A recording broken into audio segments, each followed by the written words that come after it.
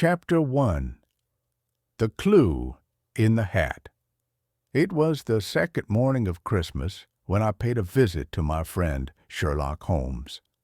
The weather outside was bitterly cold, and a light frost painted the windows of Baker Street.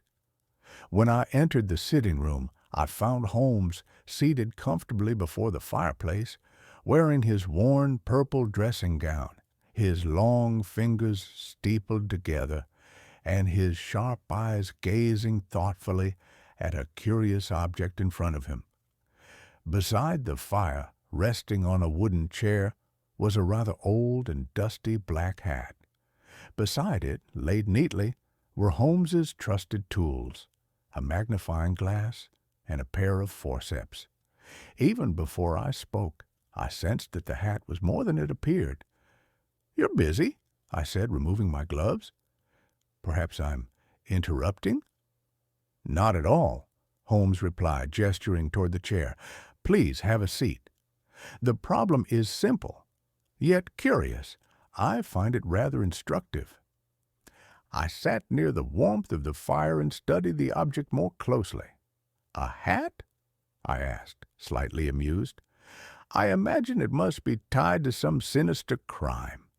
Holmes chuckled. "No, my dear Watson, nothing criminal. Merely one of those odd happenings in a city of 4 million souls. Where so many people live close together, strange things are bound to occur.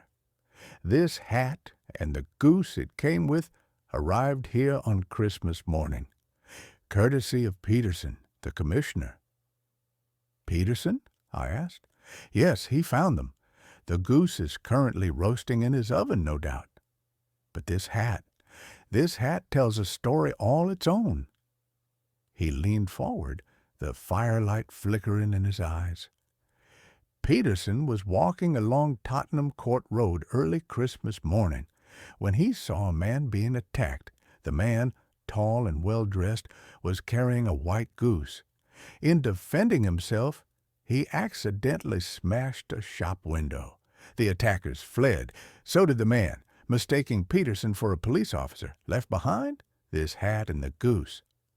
Intrigued, I studied the object once more. It was a battered felt hat, deeply stained and worn. Inside, I noticed the initials H.B. written on the lining. "Surely he tried to find the owner?" I asked. Holmes nodded. "There was a card tied to the goose's leg, for Mrs. Henry Baker. But how many Henry Bakers must there be in London?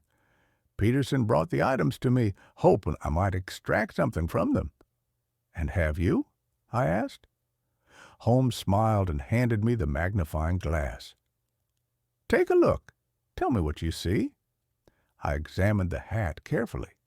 "Well, it's old, worn, rather dusty. The owner tried to cover spots with black ink. There's a place where an elastic band once was, probably for securing it under the chin." Holmes took the hat from my hands, turning it gently in his fingers. "Very good. Now, allow me to take it further. This man was once well off. The hat is of excellent quality. 3 years ago it would have been expensive, but he hasn't replaced it since, suggesting recent financial trouble. His foresight is fading, too. He once secured the hat with an elastic, yet he never replaced it. A small thing, but telling." Holmes paused and took a deep breath, his gaze sharpening. "He is intellectual. The size of the hat alone suggests a large head. He sweats heavily, as shown by the inner band. And from the hairs caught in the lining, I know his hair is graying, recently cut, and scented with lime cream. A middle-aged man who stays at home often, judging by the indoor dust, and perhaps no longer held in much affection by his wife. The hat hasn't been brushed in weeks. No loving wife would let her husband out in such a condition."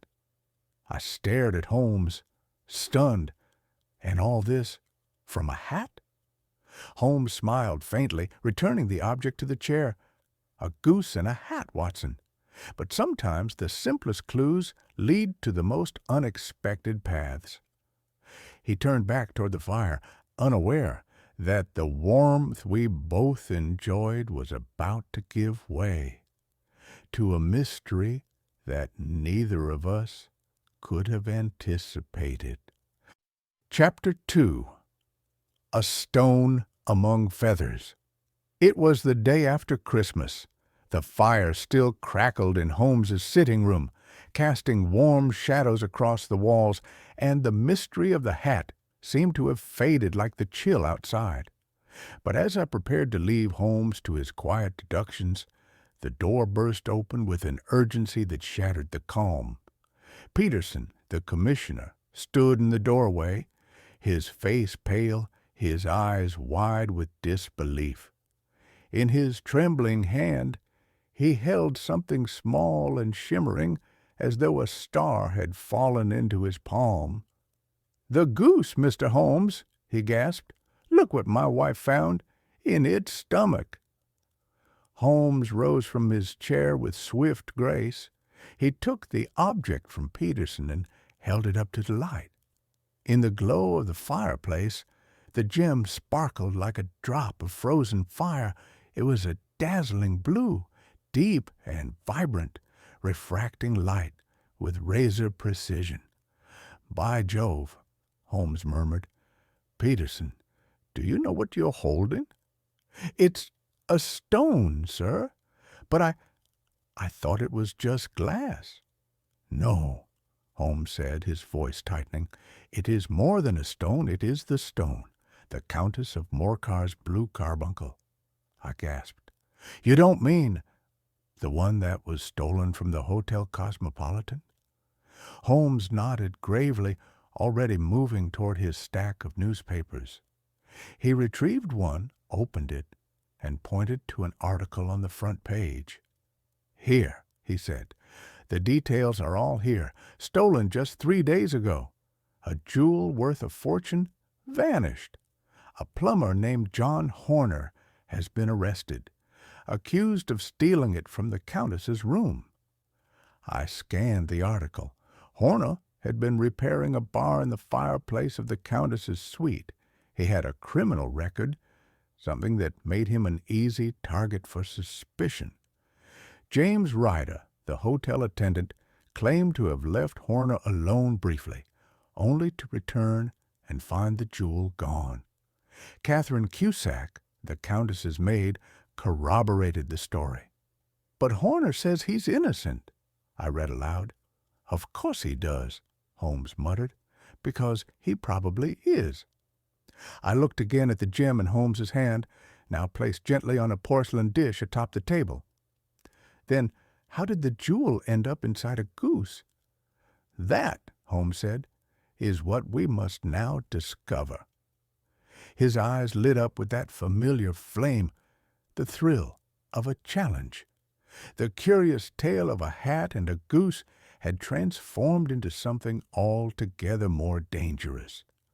We have in our hands a case that began in the frost of Tottenham Court Road and ended with a stolen gem roasting in someone's oven, Holmes said. "An innocent man sits in prison, Watson, while the real culprit remains free. And we now know the path to the truth begins not with a thief, but with a bird." He turned to Peterson. "We must find the man who owned that goose, Mr. Henry Baker, and we must do so at once." Holmes sat down, scribbled a note, and handed it to Peterson.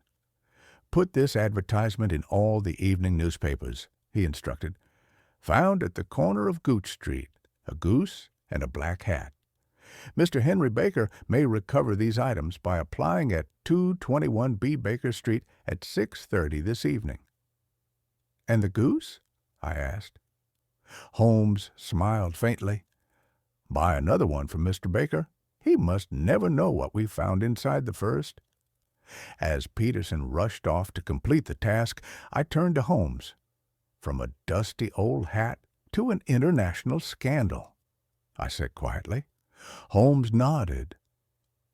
"Life, my dear Watson, is far more bizarre than fiction. And this story is only just beginning. Chapter 3. The Search for the Goose. Evening came with a slow, creeping fog over Baker Street. The lamps outside glowed dimly, muffled by the mist, and I returned to Holmes's apartment to find a tall man in a worn coat waiting at the doorstep. He wore a Scotch bonnet and clutched his hands together nervously, clearly unsure of what he would find inside. Together we entered. Holmes greeted him at once. "Mr. Henry Baker, I presume. Please come in and warm yourself." The man took a seat beside the fire, relief visible in his posture. "You have your belongings," Holmes said gently, "your hat, and unfortunately we had to eat your goose. It would have spoiled otherwise, but fear not, we have procured a fresh one for you." Mr. Baker let out a laugh, equal parts amusement and gratitude. "Oh, thank you. You've no idea the trouble I've had over that bird, but this will do just fine. I won't need the feathers or the remains, I assure you." Holmes nodded. "Before you go, Mr. Baker, may I ask, where did you obtain your goose?" "Certainly," Baker replied. "I'm part of a little club at the Alpha Inn near the British Museum. We each contributed a few pence each week, and at Christmas we were each given a goose." Holmes's eyes glinted as he made a note. "Very good. That answers my question." Mr. Baker collected his things, tipped his hat, and disappeared into the fog. As the door clicked shut behind him, Holmes turned to me, the fire reflecting in his eyes. "So much for Mr. Baker. He is innocent. Now comes the real hunt, the goose itself." Without delay, we wrapped ourselves in our coats and stepped out into the London night, following the trail to the Alpha Inn. Inside the pub, laughter and warmth greeted us, but Holmes had little time for pleasantries. He asked to speak with Mr. Windigate, the owner. "The goose?" Windigate repeated, scratching his head. "Aye, they came from a man at Covent Garden. Breckenridge his name. He supplied the lot." "Thank you," Holmes said quickly, and we were off again. By now the mist had thickened, and Covent Garden was alive with the sounds of crates being dragged, vendors shouting, and horses clattering over cobblestones. We found Breckenridge's stall beneath a flickering gas lamp.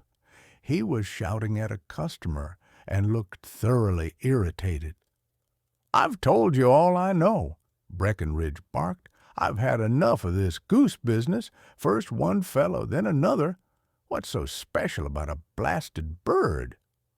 Holmes stepped forward, calm and curious. "I'm simply interested in your supplier. I'd pay well for another goose from the same lot." Breckenridge scowled. "They're all gone, every last one." Holmes pressed gently, offering a coin or two. Still, Breckenridge shook his head. "I got them from a woman, Mrs. Oakshott, Brixton Road. She raises them herself." Holmes nodded, satisfied. That's all I needed to know. Just as we turned to leave, a commotion erupted behind us. A short, anxious-looking man had returned to Breckenridge's stall, demanding answers. "I must find that goose," he cried, "the white one, with the black bar across its tail. You must remember." Breckenridge shouted him down. "I told you, I'm done with the goose questions." Holmes motioned to me, and we followed the little man as he fled the market. Holmes quickened his pace and placed a hand gently on the man's shoulder. "Excuse me," he said. "I believe I may be able to help you." The man spun around, startled. "Who are you?" "My name is Sherlock Holmes. I believe you're searching for something that once belonged to a goose." The man stared at him in stunned silence. His lips trembled. His name, we would soon learn, was John Ryder, and in his eyes I saw something deeper than fear. Guilt. Holmes stepped closer, his voice low and calm. "Mr. Ryder, come with us. There is something we need to discuss in private." What had begun as a lost hat and a Christmas goose had now unraveled into a web of secrets. And as we led Ryder through the fog, I could feel the truth closing in. Chapter 4. The Man Behind the Crime. Back at Baker Street, the warmth of the fire did little to ease the tension in the room. John Ryder sat hunched forward, the flickering light casting deep shadows across his troubled face. He was shaking, not from the cold, but from the weight of something far heavier, guilt. Holmes stood by the fireplace, calm and silent, watching him. I sat nearby, notebook in hand, waiting. The blue carbuncle, now resting safely in a velvet-lined box, sparkled softly on the table, a quiet reminder of what this was all about. Ryder licked his lips. His eyes darted from the box to Holmes, then to me. "Do you truly know everything?" he asked, voice trembling. Holmes gave a slow nod. "I know enough, but I want to hear it from you, Mr. Ryder. The truth, all of it." Ryder sank lower into his chair. His fingers gripped the edge of his coat. Then, slowly, painfully, the story began. He had worked at the Hotel Cosmopolitan. It was there he first saw the Countess of Morcar's blue carbuncle, a gem of such beauty and worth it seemed unreal. The temptation had grown over weeks. He could not stop thinking about it. But he hadn't acted alone. "It was Catherine Cusack," Ryder whispered, "the Countess's maid. She told me when the gem would be left unattended, in the bureau drawer. We planned it all. They deliberately broke the grate at the Countess's room and arranged for John Horner, a plumber with a criminal record, to be sent in to repair it. They knew Horner's past would make him the perfect scapegoat. When Horner finished the work," Ryder said, "I waited until he left, then forced open the bureau and took the gem. I told Catherine to cry out and summon help. When the police came, everything looked just as we'd planned. But what they hadn't planned was fear. I panicked," Ryder confessed. "The gem, so small, so dangerous, I didn't know where to hide it. I couldn't risk being caught with it in my pocket. Every corner I turned, I thought the police were behind me." He fled to his sister's house on Brixton Road. She raised geese for market. She'd promised him a bird for Christmas. "I had an idea," Ryder said, voice cracking. "I forced the gem down the throat of the goose she'd set aside for me, a large white one with a black bar on its tail. I was sure I'd fooled everyone. I was sure the gem was safe." But fate is rarely so cooperative. In a moment of confusion, the goose meant for him was accidentally mixed in with the others. It was sold, along with the rest, to a market vendor. "I ran back when I realized," he said, "but it was too late. The geese were gone." His hands trembled now as he looked at the blue carbuncle again. "I searched everywhere. I thought maybe I could trace it back. That's when I came to Breckenridge. And then to you." The room fell quiet. The only sound was the low hiss of the fire. Ryder stood suddenly, dropped to his knees, and clutched at Holmes's legs. "Have mercy, Mr. Holmes. Think of my mother, my father. They don't know what I've done. Please let me go. I'll disappear. I'll never touch another crime again." Holmes didn't speak for a long time. Then, gently but firmly, he pulled Ryder back into his chair. "You showed no mercy to Horner," Holmes said coldly. You let an innocent man be taken by the police while you ran. I'll drop the case, Ryder sobbed. If I stay silent, Horner will go free. Holmes studied him. Tell us how the gem got from your sister's goose to Mr. Henry Baker's, Ryder explained. When the goose with the gem was lost, he tried to track it, but his sister had already sold 2 birds with similar markings to Breckenridge. One of them ended up at the Alpha Inn, and from there lay into the hands of Mr. Henry Baker. By the end of the tale, Ryder looked as if he had aged 10 years. Holmes sighed. Leave, Mr. Ryder. Leave this city. Never return. If I see your name again, it won't be forgiveness you find. And just like that, the man behind the crime vanished into the night. Chapter 5. Mercy at Christmas. The door closed behind John Ryder with a thud that echoed through 221B Baker Street. Outside, the fog swallowed his silhouette whole. Inside, silence settled like a blanket. The fire crackled. The blue carbuncle rested safely on the mantelpiece, glinting like a frozen drop of sky. Holmes stood motionless, his eyes fixed on the door, his hands clasped behind his back. I watched him carefully, knowing something was stirring within his ever-calculating mind.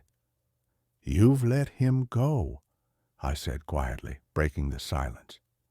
"Yes," Holmes replied without looking at me. "I have." I didn't respond at first. Part of me, the part that admired justice and order, wanted to argue, but another part, perhaps the better part, understood.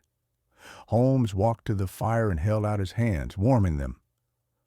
"What would justice serve in this case, Watson? Prison? Shame? He is already broken. You saw him tremble. He will never dare walk a dishonest path again." I sat down slowly. "And Horner?" "Horner will go free.